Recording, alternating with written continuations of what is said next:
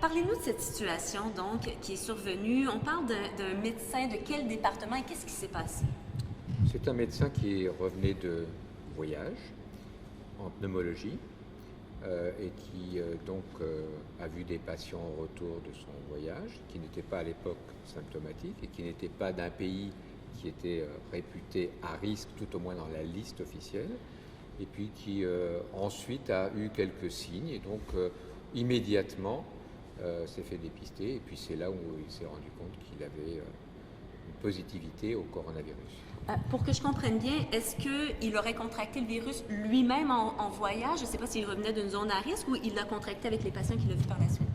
Non, a priori, c'était en voyage, mais vous savez que c'est toujours très difficile de savoir, puisque l'histoire naturelle du virus n'est pas aussi facile à tracer et à comprendre que ça. Mais vu les délais, c'est plus probablement dans son voyage qu'ici. Est-ce que c'est possible de savoir d'où il venait? D'Europe. D'Europe.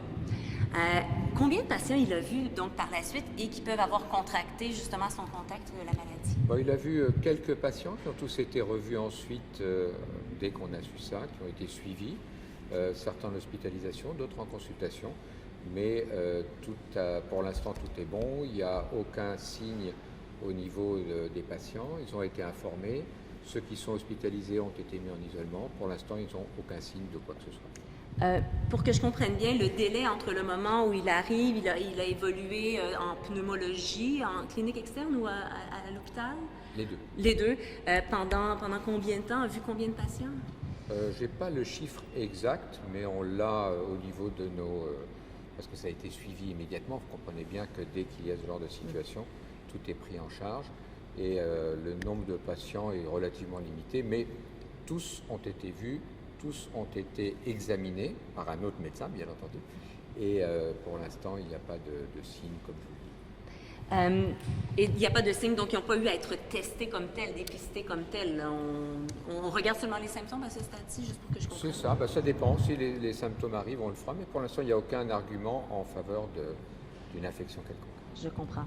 Est-ce qu'il y a du personnel qui l'a côtoyé dans le cadre du travail également, qui a dû être mis en quarantaine ou en tout cas en confinement? On n'a pas mis en quarantaine, mais on a là aussi évalué la situation. Vous savez, il faut garder raison dans tout ce qu'on est en train de faire. Sans ça, on va se retrouver avec plus personne pour pouvoir s'occuper des patients.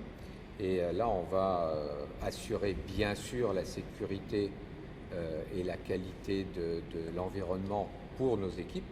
Mais il faut aussi qu'on puisse s'occuper des patients. Donc ils sont surveillés, sont suivis. On a des possibilités de dépistage, de tests dépistage si besoin. Et actuellement, il faut garder raison pour ne pas non plus avoir un impact. Vous savez, le confinement ne marche que s'il est indiqué, et s'il est indiqué avec des gens qui sont à risque ou pas. Donc ce n'est pas non plus la peine d'exagérer et de prendre des super précautions. Sans ça, on va dégager complètement nos ressources au niveau des soins des patients et on va se retrouver incapable de remplir notre mission. En même temps, un pneumologue avec une clientèle qui est vulnérable, est-ce que le sachant revenant de voyage de l'Europe, il n'aurait pas été une bonne idée que lui-même, ne serait-ce qu'à titre personnel, soit mis en quarantaine à ce moment-là, qu'il soit en confinement? Vous savez, parce que les choses évoluent tous les jours, hein.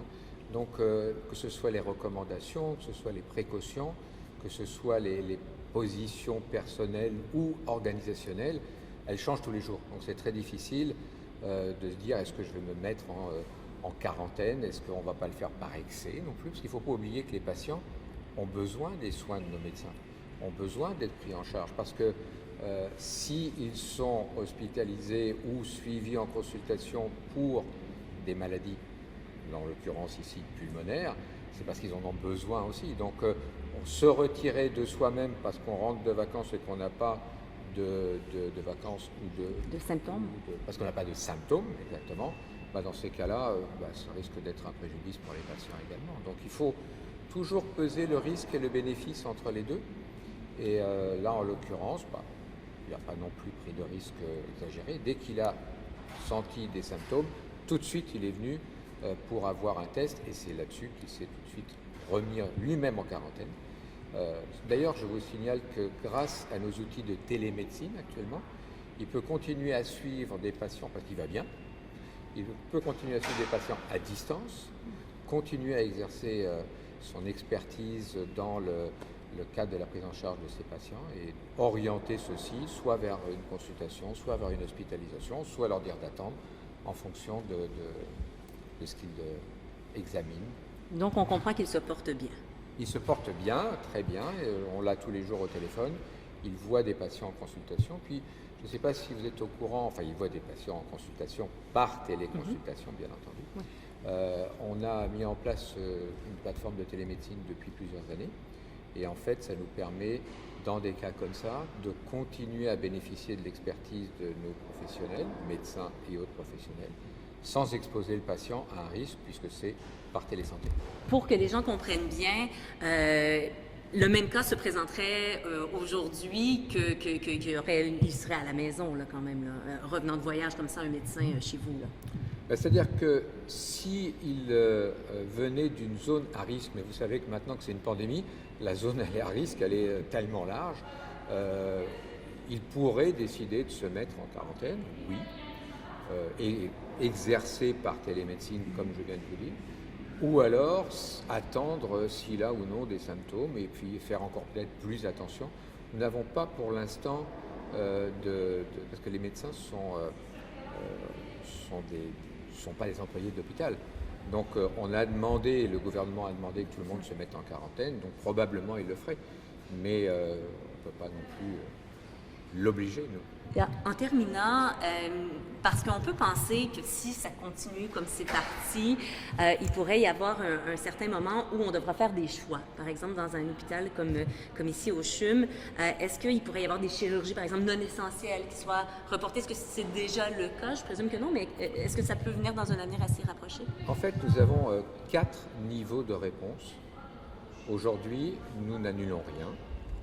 Nous annulons, si besoin, dans la phase 2, les cas non indispensables pour pouvoir contribuer encore plus à la prise en charge des patients ayant une infection virale. La 3, là, ça peut être encore plus d'annulation. Et la 4, ça serait une situation de catastrophe. Dans ces cas-là, on essaierait de privilégier ce qu'on peut. Mais il ne faut pas oublier que lorsqu'on a eu les mêmes épisodes à Toronto, ce qu'on a observé après, c'est que les patients qui n'avaient pas le virus mais qui avaient des maladies autres se sont dégradés, faute de soins. Et nous, les CHU, que ce soit ici le CHUM ou le Centre universitaire de santé McGill, on a aussi, ainsi que d'autres hôpitaux qui prennent en charge des patients avec des maladies complexes, on a aussi à cœur de continuer à soigner ces patients, qu'ils aient ou qu'ils n'aient pas d'ailleurs le virus dans le futur. Et donc on va toujours privilégier l'équilibre, le meilleur équilibre, pour pas qu'il y ait des patients qui se dégradent avec d'autres maladies alors qu'on est en train de traiter le virus.